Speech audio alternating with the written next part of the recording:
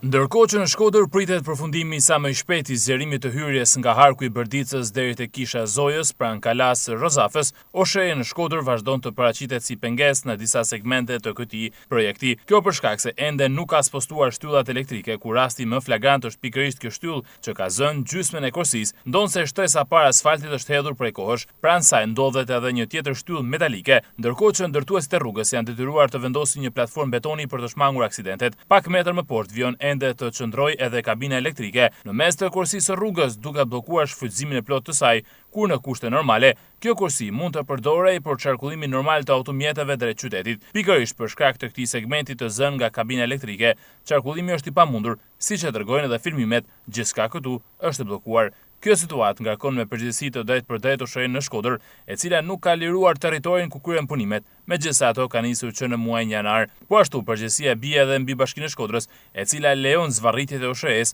ndërkohë që qytetarët presin me urgjencë përfundimin e këtij projekti, shumë të rëndësishëm për hyrje-daljen kryesore të qytetit të Shkodrës.